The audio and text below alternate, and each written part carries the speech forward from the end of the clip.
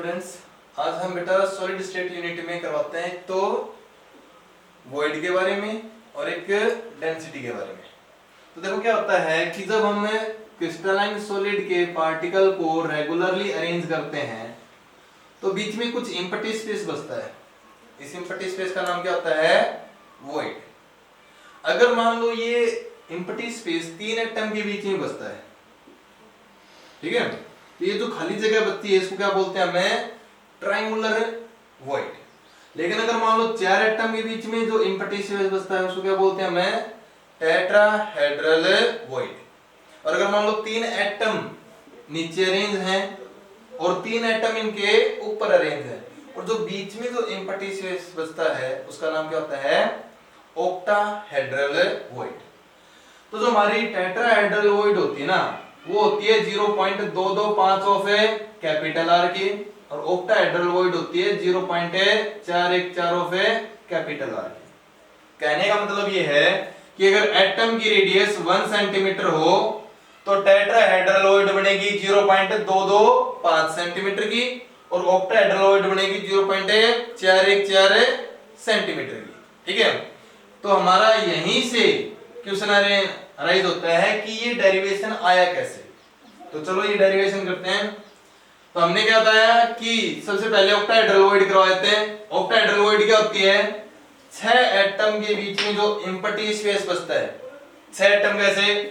मान लो हमारे पास 3 एटम हैं और 3 एटम इनके ऊपर अरेंज करेंगे।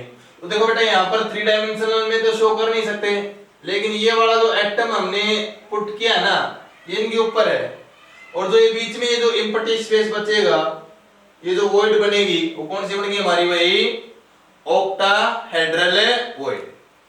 अगर मान लो हम इसको अरेंज ज्वाइन करते हैं, इससे सेंटर को मिला देते हैं, तो इस वॉइड का सेंटर से इसका वॉइड का मतलब इस एटम के सेंटर से मिक्स कर दिया हमने, लेकिन ये एटम कहां पर है? इन एटम्स के ऊपर है। इसका मतलब है जब इसका सेंटर और इसका सेंटर मैं मिलाता हूं, ये लाइन कैसे आएगी? ऊपर की तरफ ना, क्योंकि ये एटम कहां पर है? यहां पर। तो यहां पर अगर मान लो मैं इनको मिला रहा था, ये जो लाइन थी वो ऊपर की तरफ थी, तो जो बीच में ये जो एंगल बनेगा ना, वो कौन सा बन जाएगा? 90 डिग्री। जिसका मतलब क्या हुआ?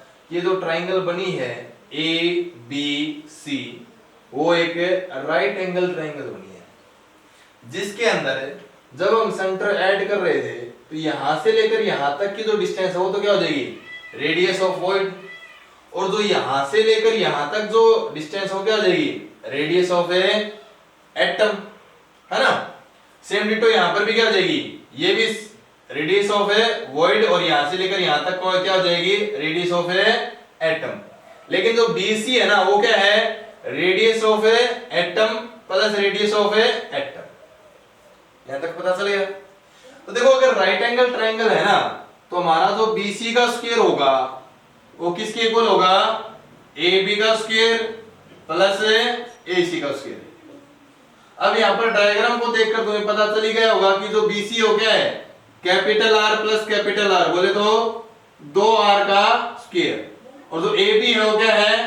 Small r plus capital R का स्क्वायर, और AC भी क्या है? Small r plus capital R का स्क्वायर। तो यहाँ पर मैंने पहले ही इनको ऐड करके 2 राइट डाउन कर दिया।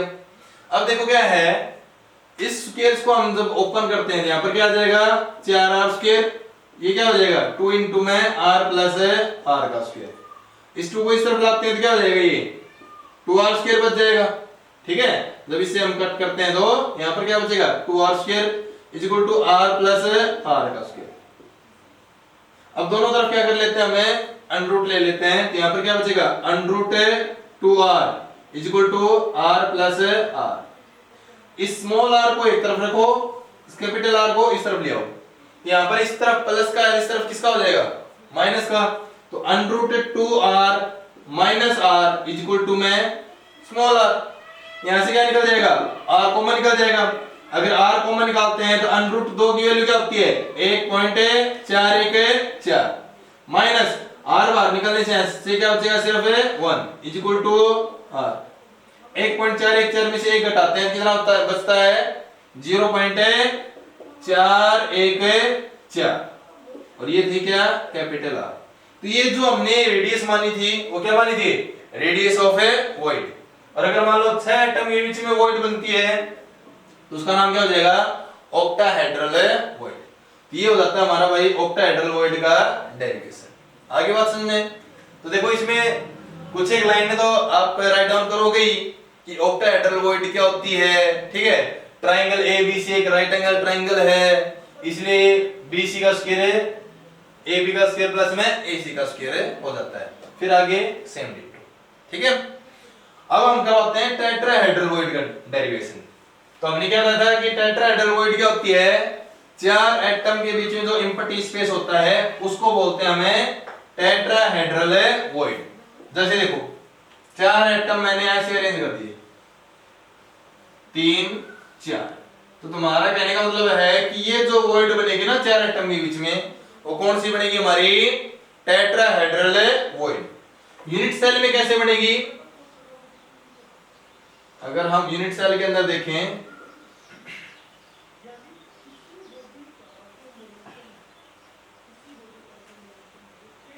तो टेट्राहेड्रल वॉइड डेरिवेशन में हमें दोनों के दोनों डायग्राम बनाने पड़ेंगे, ठीक है।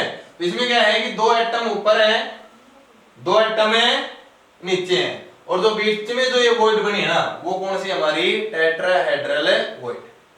तो इन दोनों फिगर्स को यूज करके हमें टेट्राहेड्रल वॉइड का डेरिवेशन निकालनी है। तो देखो ये डायग्राम तुमने देखी होगी कि अगर मान लो मैं इस A को यहां से मिला देता हूं तो ये हमारी कौन सी ट्रायंगल बन जाती है भाई, ABC, जो कि एक राइट एंगल ट्रायंगल थी, ठीक है ना। और फिर क्या करते हैं, इस वॉइड से होते हुए इस एटम को मिला देते हैं। कहने का मतलब ये है कि हमने इनको कैसे अरेंज किया है, A से लेकर C तो यहां पर है, A से लेकर C तो यहां पर है, और फिर एक को वॉइड से होते हुए यहां पर इस एटम के सेंटर से मिला दिया। तो जो ACD ट्रायंगल यहां पर बनी है ना वही ट्रायंगल ये बन गई। अब ये मान लेते हैं फिगर नंबर 1 है और ये क्या है, फिगर नंबर 2। तो देखो दोनों को यूज करना है। पहले वो वाली लाइन तो लिखी लोगे तुम कि टेट्राहेड्रल वॉइड क्या होती है, फिर तुम यहाँ पर दोनों के दोनों फिगर बनाए, क्या करोगे कि फ्रॉम फिगर नंबर 1 ये जो AC है वो क्या कितनी दिखाई दे रही है, हमने पहले बहुत बार ड्राइव कर रखा है कि जो AC होती है हमारी वो क्या होती है, A² प्लस A² का रूट, मतलब √2A। यहां तक समझाएगा। फिगर 1 से अगर हम ये राइट एंगल ट्रायंगल लेते हैं और अगर क्यूब की साइड A है तो AC किसके इक्वल आ जाएगी, A² प्लस A का √। यहां तक आ गया समझ। लेकिन अगर फिगर नंबर 2 से देखें तो फिगर नंबर 2 से क्या दिख रहा है तुम्हें कि ये बड़ा एटम है, तो बड़े एटम की जो रेडियस लेते हैं क्या लेते हैं हम, कैपिटल R। ये भी क्या होगी, कैपिटल R। और जो वॉइड होती है उसकी रेडियस क्या लेते हैं हमें, स्मॉल r। तो जो AC है वो फिगर नंबर 2 से क्या आ रही है भाई, R प्लस R, बोले तो 2R। ये इक्वेशन नंबर 1 आ गई, ठीक है। फिर देखते हैं AD। अब देखो AD क्या है, यहां पर फिर से एक राइट एंगल ट्रायंगल बनती थी, तो तुम क्या कहते थे कि जो AD है वो किसके इक्वल होगा, AC का स्क्वायर प्लस CD का स्क्वायर, बोले तो 2A² प्लस में 1A², कितना हो जाता है 3A²। तो यहां पर AD कितनी आ जाएगी भाई, √3A।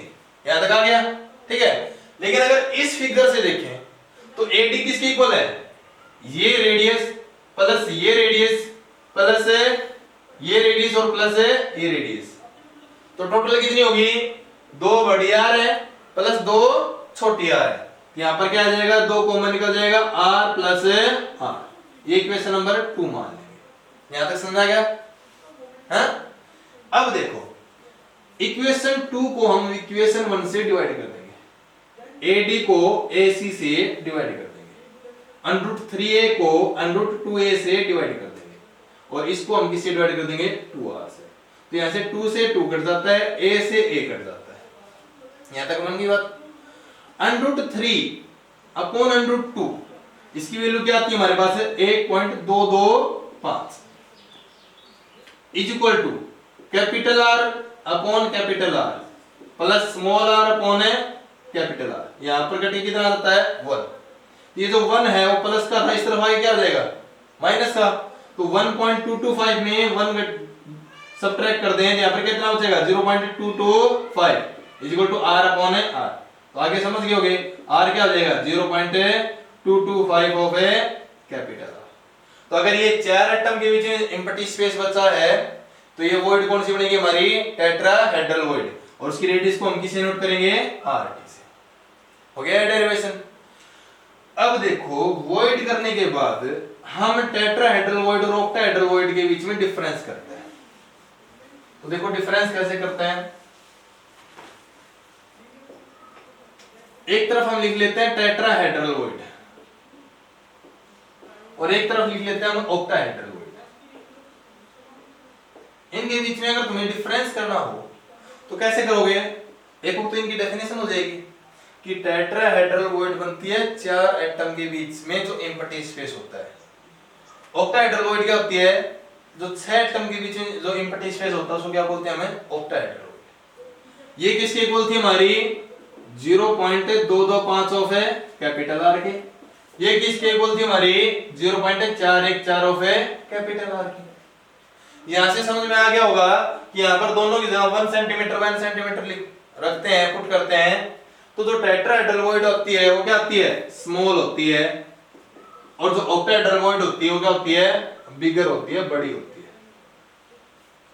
अगर हम पोजीशन की बात करें कि टेट्राहेड्रल वॉइड कहां पर बनती है तो देखो क्या होता है कि जब हम कोई यूनिट सेल बनाते हैं, ये यूनिट सेल बनाई थी, और अगर प्रत्येक साइड का मिड पॉइंट सामने वाली साइड के मिड पॉइंट से ऐड कर दें तो यहां पर क्या होगा हमारे पास इसी बड़ी यूनिट सेल के अंदर, इसी बड़ी यूनिट सेल के अंदर क्या हो जाएगा 8 टाइप की छोटी यूनिट सेल बन जाएंगी।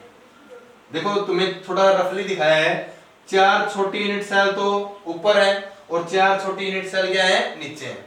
तो जो प्रत्येक स्मॉल यूनिट सेल बनी ना उसके बॉडी सेंटर पे, body centre of each small unit made in one unit cell, एक जो बड़ी यूनिट सेल है उसके अंदर जो प्रत्येक 8 छोटी यूनिट सेल बनी ना उनके बॉडी सेंटर पे क्या होगा हमारा टेट्राहेड्रल वॉइड बनेगा।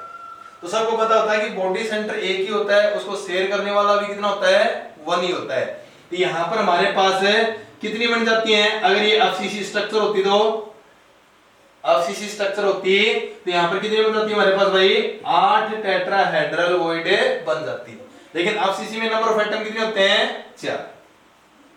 लेकिन अगर हम ऑक्टाहेड्रल वॉइड की बात करें तो ऑक्टाहेड्रल की वॉइड की पोजीशन क्या होती है, एक तो एज सेंटर और एक किनारों के साथ साथ क्या होता है बॉडी सेंटर।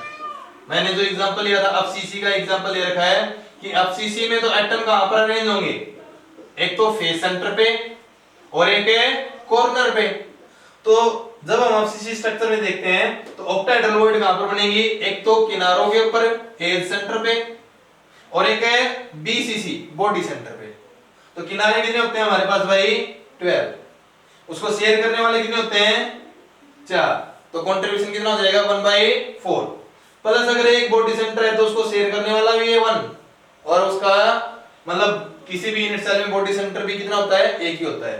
तो यहां से कितनी पोजीशन पे ऑक्टाहेड्रल वॉइड आएंगी 4 पोजीशन पे।